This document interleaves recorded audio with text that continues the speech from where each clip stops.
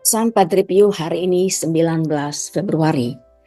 Jiwa Kristiani tidak pernah melewatkan satu hari pun tanpa merenungkan sengsara Yesus.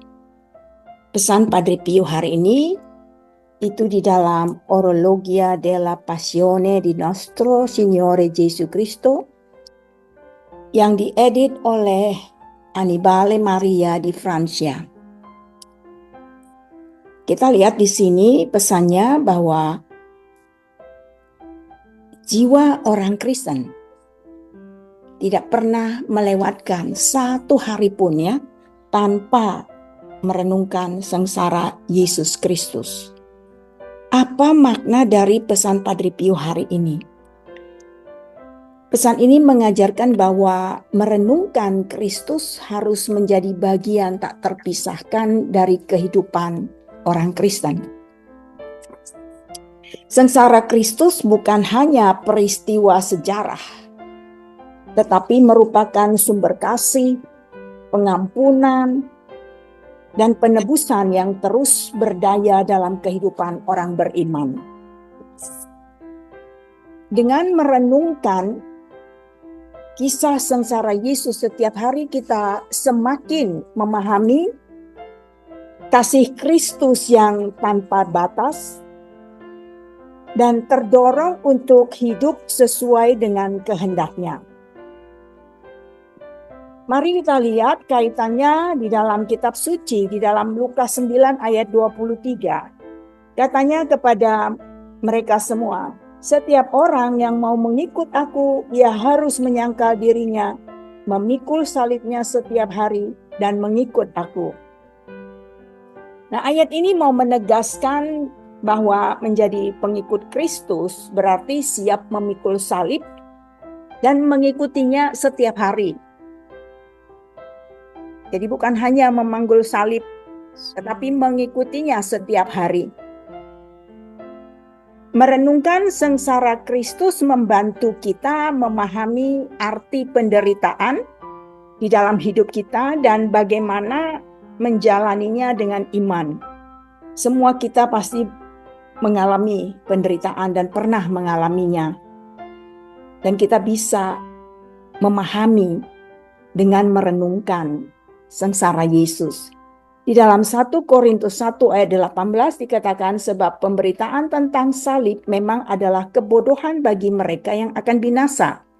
Tetapi bagi kita yang diselamatkan, pemberitaan itu adalah kekuatan Allah. Sengsara Kristus adalah kekuatan dan sumber keselamatan bagi orang beriman. Merenungkannya membawa kita lebih dekat kepada misteri keselamatan yang Allah tawarkan. Di dalam Filipi 3 ayat 10, yang kukehendaki ialah mengenal Dia dan kuasa kebangkitannya dan persekutuannya dalam penderitaannya, di mana aku menjadi serupa dengan Dia dalam kematiannya. Santo Paulus mau mengajarkan bahwa kita terpanggil atau kita dipanggil itu untuk bersatu dengan Kristus, termasuk dalam penderitaannya. Ya, kita bersatu bukan hanya dalam sukacita ya, tetapi juga dalam penderitaannya. Dengan merenungkan sengsaranya, kita akan belajar untuk semakin menyerupai Tuhan Yesus. Bagaimana refleksi pesan ini yang bisa kita petik? Bagaimana kita menjalani hari-hari kita? Apakah kita menyisihkan waktu untuk merenungkan pengorbanan Yesus atau justru kita sibuk dengan hal-hal duniawi kita?